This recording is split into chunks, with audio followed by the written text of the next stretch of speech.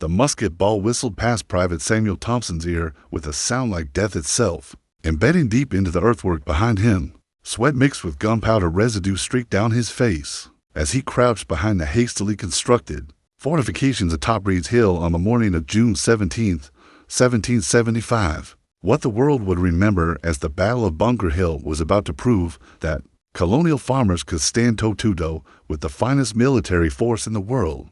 Colonel William Prescott paced the redoubt's perimeter, his weathered hands gripping his sword hilt as he surveyed the crimson tide of British regulars forming ranks in the distance. The previous night had been one of frantic digging and preparation. Under cover of darkness, approximately 1,000 colonial troops had marched from Cambridge to the Charlestown Peninsula, carrying picks, shovels, and an unshakable determination to prove their worth against King George III's professional army. The decision to fortify Breed's Hill rather than the originally planned Bunker Hill had been made in the heat of the moment.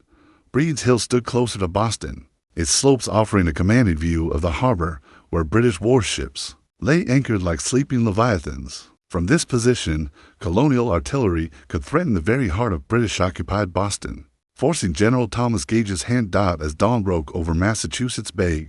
British sentries aboard HMS Lively spotted the overnight construction.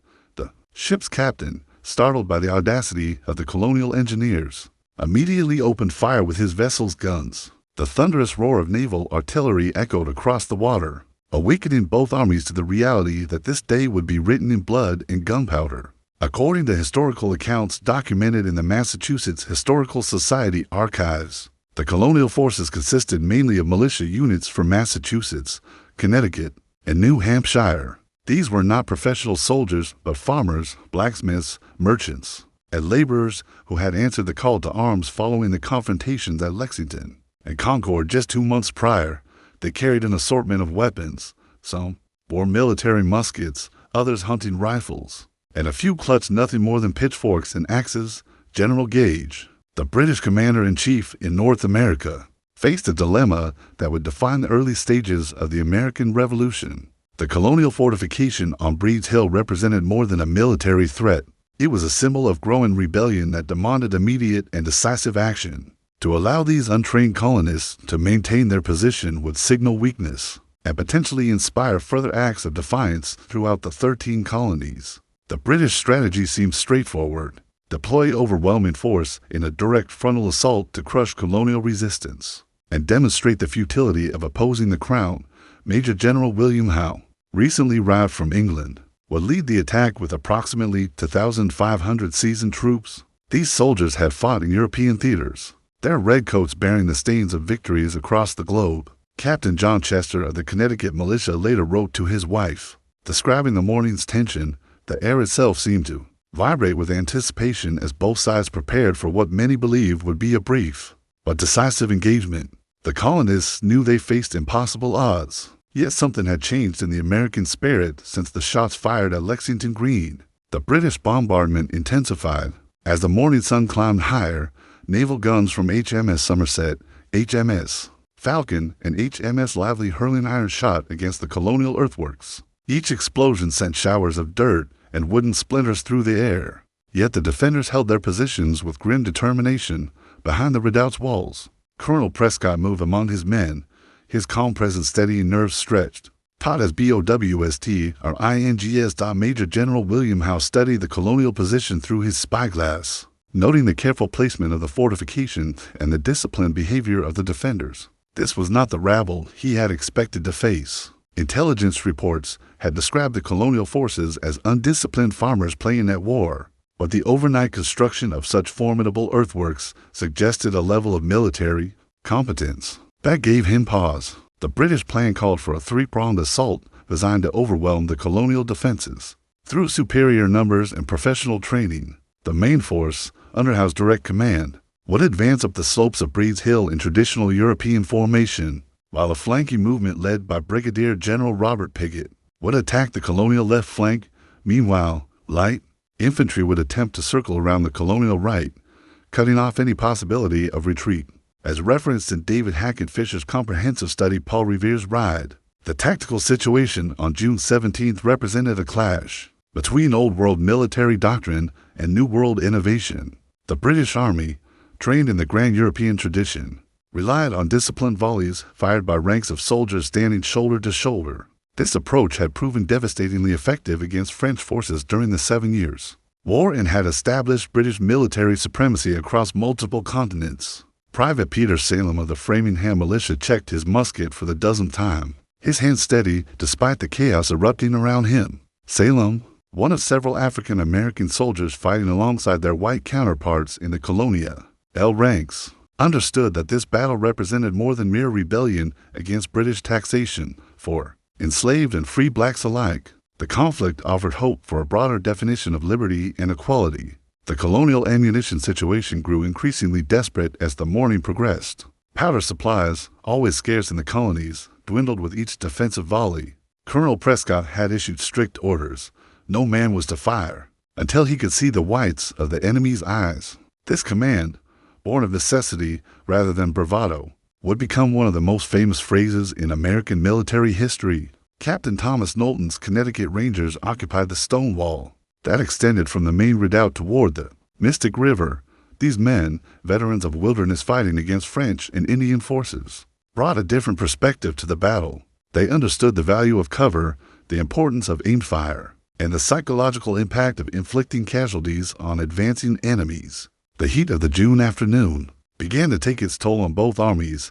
British soldiers, wearing heavy wool uniforms and carrying 60-pound packs, struggled up the hill's steep slopes, while colonial defenders, many dressed in simple work clothes, found themselves increasingly parched under the relentless sun. Water became as precious as gunpowder as the day wore on. General Gage watched the developing battle from his headquarters in Boston, using telescopes to observe the action across the harbor. Reports from his field commanders painted a picture of unexpected colonial resistance, and the sight of his professional soldiers struggling against farmer militiamen troubled him deeply. The political implications of this battle extended far beyond the Charlestown Peninsula. The first British assault began at precisely 3 o'clock in the afternoon, a magnificent and terrifying sight that would be etched into the memories of every survivor. Nearly 1,000 red-coated soldiers advanced in perfect formation up the slopes of Breed's Hill, their bayonets gleaming in the afternoon sun like a field of deadly wheat. The measured beat of drums and the sharp commands of officers echoed across the peninsula. As the pride of the British Empire marched toward what they assumed would be easy victory, Colonel Prescott raised his sword, catching the sunlight on its blade as he prepared to give the order that would announce to the world that Americans could fight. Behind the earthworks, 600 colonial defenders crouched with loaded muskets, their hearts pounding as they watched the crimson tide approach. Many had never faced professional soldiers in battle. All understood that their performance in the next few minutes would determine not just their own survival, but the future of their cause. "Steady, lads," Prescott called to his men, his voice carrying clearly over the sound of approaching footsteps. "Wait for my command. Let them come close enough to count their buttons." The British advance maintained perfect discipline despite the challenging terrain. Major General Howe, leading from the front as British officers were trained to do, could see individual faces among the colonial defenders. The sight should have been reassuring. These were clearly not professional soldiers, yet something in their bearing suggested a determination that transcended mere military training. At 50 yards distance, Prescott's sword flashed downward. The colonial line erupted in flame and smoke as hundreds of muskets fired simultaneously. The devastating volley tore through the British ranks like a hurricane, sending soldiers tumbling backward down the slope they had so confidently climbed. Officers fell alongside enlisted men as the carefully planned assault disintegrated into chaos and screaming. According to accounts preserved in the Boston Public Library's collection of Revolutionary War documents, the first British assault lasted less than 10 minutes before the survivors retreated in disorder. General Howe, one of the few officers to emerge unscathed, stared in shock at the carnage around him. More than half of his assault force lay dead or wounded on the hillside, their redcoats now a darker crimson from their own blood.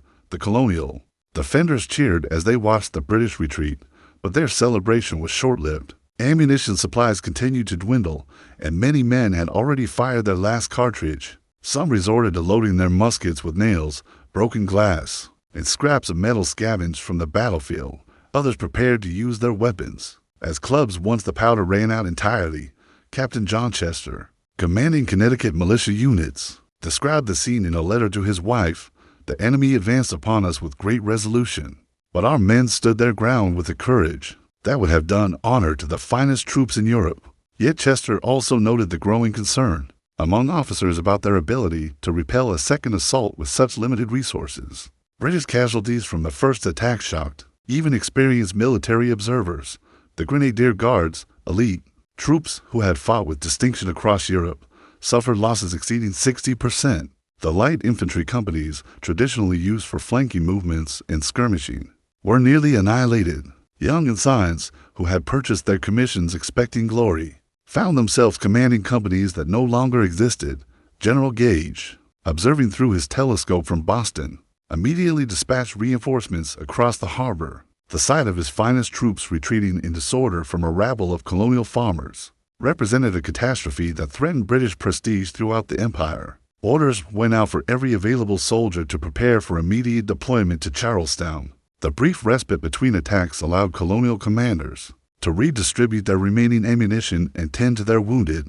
Dr. Joseph Warren, the prominent Boston physician and political leader, who had volunteered to fight as a private soldier, moved among the defenders offering medical assistance and encouragement. His presence in the ranks symbolized the commitment of colonial leadership to share the dangers faced by common soldiers. The second British assault commenced 30 minutes after the first, but this time General Howe had learned from his costly mistake.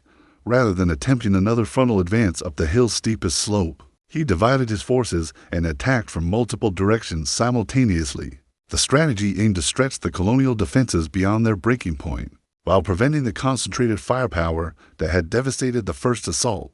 Brigadier General Robert Pickett led the attack against the colonial left flank, where the earthworks connected to the village of Charlestown. His troops moved more cautiously than their predecessors, using whatever cover the terrain provided while maintaining enough cohesion to deliver effective volleys. These soldiers had witnessed the carnage of the first assault and approached their task with grim professionalism rather than confident arrogance. Meanwhile, Howe personally commanded the main assault force, advancing up the eastern slope where the gradient was less severe. Light infantry companies, reinforced with fresh troops from Boston, attempted to infiltrate the colonial right flank near the Mystic River. The complexity of this coordinated attack demonstrated British tactical sophistication and their determination to achieve victory regardless of cost. Colonel Prescott watched the approaching British forces with growing concern. His ammunition situation had become critical. Many of his men possessed fewer than 5 cartridges, and some had already exhausted their powder entirely. The colonial artillery, consisting of only a few light cannons, had been forced to cease firing due to lack of shot against professional soldiers attacking from 3 directions. His farmers and shopkeepers would soon face the ultimate test of their resolve. The stone wall defending the colonial right flank became the focal point of the most intense fighting. Captain Thomas Knowlton's Connecticut Rangers, positioned behind this natural fortification, poured devastating fire into the British light infantry attempting to outflank the main position. These wilderness fighters, experienced in Indian warfare, understood the value of careful aim over rapid fire, making every shot count in their desperate defense. As documented in Alan French's definitive account The Day of Concord and Lexington, the second British assault initially appeared more successful than the first. British troops managed to close within 30 yards of the colonial lines before the defenders opened fire, and several companies actually reached the earthworks base before being repelled. Hand-to-hand fighting erupted at multiple points as British soldiers attempted to scale the fortifications, while colonial defenders fought them off with bayonets, musket butts, and bare hands. Private Peter Salem, the Framingham militiaman, found himself face-to-face with a British grenadier who had climbed over the earthworks parapet. The two men grappled desperately in the confined space of the redoubt, Salem's smaller size proving advantageous in the close-quarter struggle. When the grenadier raised his bayonet for a killing thrust, Salem managed to discharge his musket directly into the man's chest, the muzzle flash singeing his opponent's uniform. The fighting reached its climax when Major John Pitcairn of the Royal Marines, the same officer who had commanded British troops at Lexington Green, led a final push against the redoubt's main entrance. Pitcairn, shouting encouragement to his men, mounted the earthworks wall and waved his sword triumphantly, believing victory was within reach. At that moment, Peter Salem, having reloaded his musket with his last cartridge, took careful aim and fired. Pitcairn fell backward into the arms of his men, mortally wounded. The death of Major Pitcairn marked the turning point of the second assault. British troops, seeing their popular commander fall, began to waver in their advance. Colonial defenders, inspired by Salem's marksmanship and the sight of enemy officers falling, found new strength for their desperate defense. Once again, the British assault dissolved into retreat, leaving the hillside littered with casualties. General Howe, wounded in the foot but still commanding, stared at the scene of his second defeat with growing disbelief. His professional army, the terror of European battlefields, had been twice repelled by colonial militia. The political and military implications of these failures would resonate throughout the British Empire, challenging fundamental assumptions about colonial military capability and the nature of the rebellion itself. As the British prepared for their third assault, the situation within the colonial redoubt had become desperate beyond description. Ammunition supplies had dwindled to virtually nothing. Most defenders possessed fewer than 3 cartridges, and many had none at all. Colonel Prescott moved among his men, redistributing what little powder remained while preparing them for what everyone understood would be the final test of their courage and determination.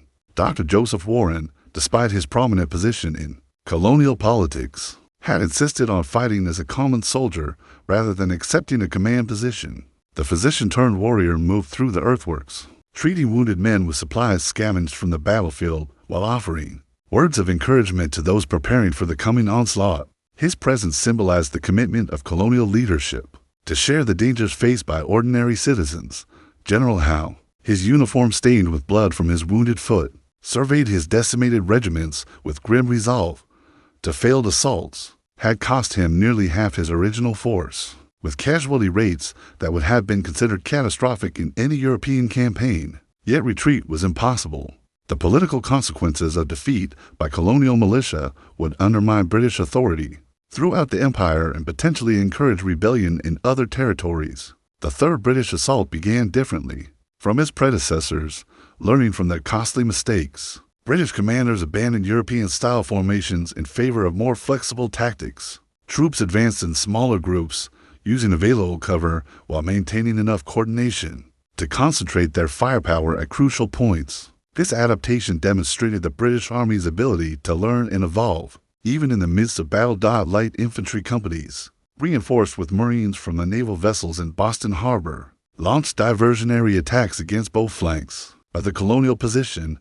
These assaults, while not intended to capture the earthworks themselves, forced colonial defenders to divide their attention and ammunition at the moment when both were most precious. The psychological pressure of fighting on multiple fronts tested the militia's discipline to its breaking point. As referenced in Richard Ketchum's scholarly work Decisive Day, the battle for Bunker Hill, the final British assault succeeded, primarily due to colonial ammunition shortages rather than superior tactics or courage. When Prescott's men could no longer maintain effective fire, British soldiers finally managed to scale the earthworks and engage in hand-to-hand combat within the redoubt itself. Bayonets, sword blades, and musket butts became the weapons of last resort as the battle degenerated into savage, close-quarters fighting. Colonel Prescott, realizing that further resistance would result in the annihilation of his command, ordered a fighting withdrawal toward the neck of the Charlestown Peninsula.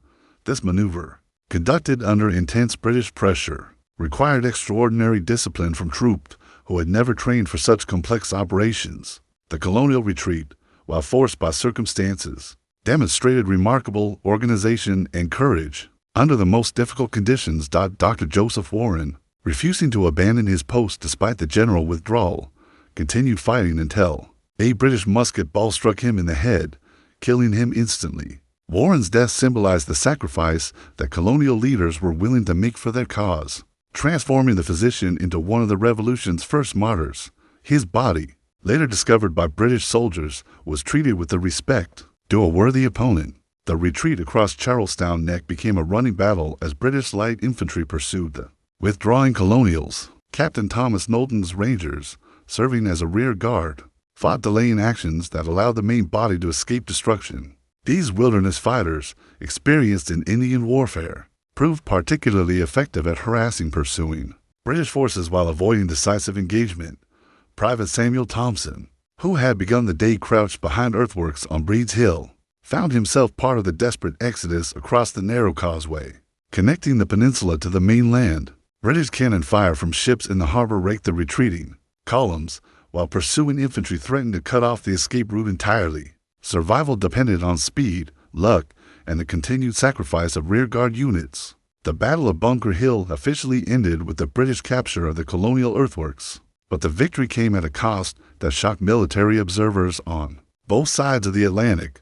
British casualties exceeded 1,000 men, including 92 officers, losses that would have been considered devastating in any European campaign. More importantly, the battle demonstrated that colonial militia could stand against professional troops and inflict catastrophic damage when properly led and positioned.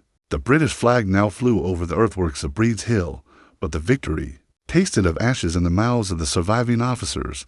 Major General William Howe, limping from his wounded foot, surveyed a battlefield littered with the bodies of some of Britain's finest soldiers, the Grenadier Guards, elite troop who had never known defeat, had suffered casualties exceeding 70%. Young officers who had purchased their commissions, expecting glory, lay silent among the common soldiers they had led to death. General Thomas Gage, arriving from Boston to inspect the captured position, found himself confronting a Pyrrhic victory that would haunt British strategy for the remainder of the war. His professional army had ultimately prevailed, but at a cost that called into question the very foundations of British military superiority. The sight of so many red-coated bodies scattered across the hillsides spoke more eloquently than any political pamphlet about the true nature of the colonial rebellion. Across the harbor in Cambridge, the surviving colonial forces regrouped under the command of General Artemas Ward. Despite their tactical defeat, the militia units maintained remarkable cohesion and morale. They had proven to themselves and the world that American farmers could stand toe-to-toe with British regulars and inflict devastating casualties. The psychological impact of this realization would transform a local rebellion into a continental revolution.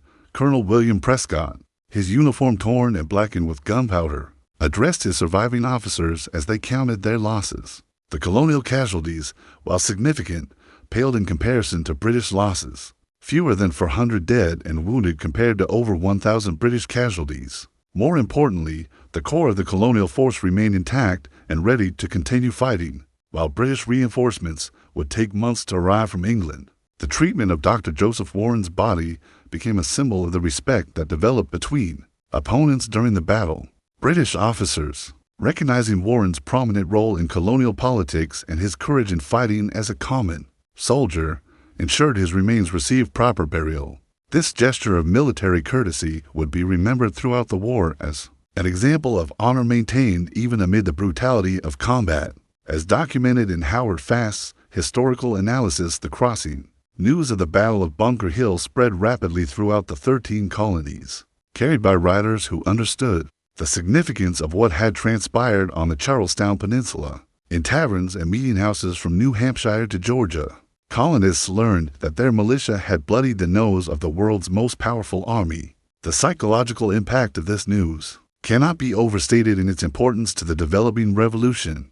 Private Peter Salem, whose marksmanship had accounted for Major John Pitcairn's death, found himself celebrated as a hero despite his status as an African American in a society that denied equality to people of his race. Salem's courage under fire and his crucial role in repelling British assaults challenged prevailing attitudes about black military capability and laid groundwork for future discussions about freedom and equality. British casualties included not just enlisted men, but a disproportionate number of officers who had led from the front. According to military tradition, this leadership philosophy, while inspiring to troops, proved catastrophically expensive when facing opponents who specifically targeted officers. The loss of experienced company and battalion commanders would plague British forces throughout the subsequent campaign. Captain John Chester, writing to his wife several days after the battle, described the transformation he witnessed among his Connecticut militiamen. Our boys fought like veterans,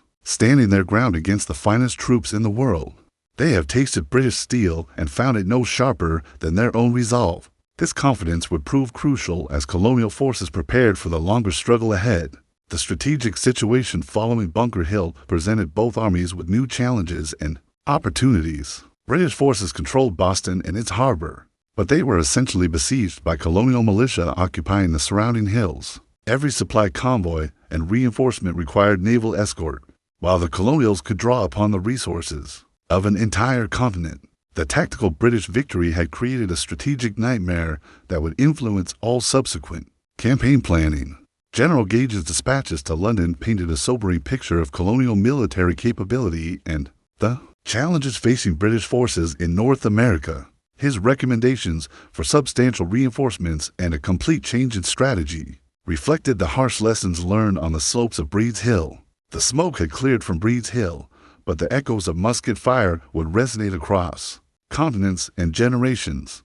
In the immediate aftermath of the battle, both armies struggled to comprehend the magnitude of what had transpired on that June afternoon. In 1775, the British had won the field, but they had lost something far more valuable, the myth of their invincibility against colonial forces. King George III, receiving reports of the battle in his palace at Westminster, reportedly declared that the colonials had fought not like an irregular mob, but like trained soldiers. This royal acknowledgement of colonial military competence marked a fundamental shift in British perception of the rebellion. No longer could the conflict be dismissed as a mere police action against unruly subjects. It had become a war against a determined and capable opponent. The Continental Congress, meeting in Philadelphia, received news of Bunker Hill with mixed emotions. The heavy casualties suffered by colonial forces represented a significant loss, particularly the death of Dr. Joseph Warren, whose political leadership had been crucial to the revolutionary movement. Yet the demonstrated ability of militia to stand against British regulars provided powerful ammunition for those advocating complete independence from the crown. European observers, particularly French military advisors who had maintained informal contacts with colonial representatives, began reassessing American military potential following detailed reports of the battle. The sight of British regulars retreating in disorder from colonial earthworks suggested possibilities for future alliance that had seemed impossible just months earlier. French officers who had fought against British forces in previous wars understood the significance of inflicting such casualties on professional troops. As referenced in David McCullough's comprehensive study 1776, the Battle of Bunker Hill established tactical principles that would influence American military strategy. Throughout the Revolution, the effectiveness of defensive positions, the importance of accurate marksmanship over rapid fire, and the value of fighting from cover would become hallmarks of colonial military doctrine. These lessons, learned at such terrible cost, would save countless lives in future engagements. Private Samuel Thompson, recovering from wounds received during the retreat, found himself part of a new Continental Army that bore little resemblance to the militia units that had marched to Charlestown. The shared experience of facing British steel had forged bonds between men from different colonies, creating the foundation for a truly national military force. Regional prejudices began to dissolve in the crucible of common sacrifice and mutual respect earned under fire. The British Army, meanwhile, struggled to replace the officers and experienced non-commissioned officers lost on Breed's Hill. The complex task of training new leaders while maintaining operational readiness in hostile territory proved nearly impossible. Many units that had fought with distinction in European campaigns found themselves reduced to shadows of their former strength, their effectiveness compromised by the loss of institutional knowledge and battlefield experience. Colonial propaganda seized upon British casualty figures to demonstrate that the rebellion possessed both the will and capability to resist imperial authority. Pamphlets and broadsides distributed throughout the colonies emphasized that farmer soldiers had stood their ground against the king's finest troops, inflicting losses that would have been celebrated as great victories in European warfare.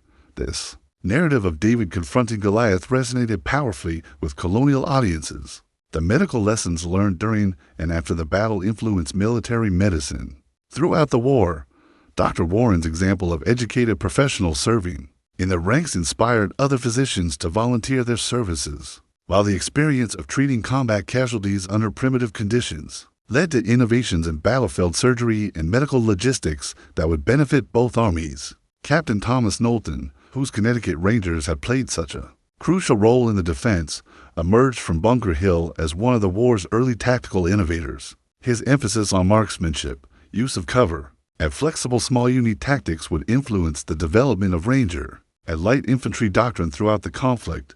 Knowlton's methods born from wilderness fighting against French and Indian forces, proved remarkably effective against European trained opponents. The Battle of Bunker Hill ultimately demonstrated that the American Revolution would be neither quick nor easy for either side. British assumptions about colonial military incompetence lay buried beneath the earthworks of Breed's Hill, while American illusions about the ease of overthrowing royal authority disappeared in the smoke of that terrible afternoon. What emerged from the carnage was a clearer understanding of the true nature of the struggle ahead, a continental war that would test the resolve, resources, and courage of two people separated by an ocean but united in their determination to prevail. The Patriots had indeed proved their strength early in the Revolution, but they had also learned that strength alone would not be sufficient. The long road to independence stretched ahead, marked by the graves of those who had fallen on Charlestown Peninsula, illuminated by the courage they had displayed in humanity's eternal struggle for freedom and self-determination.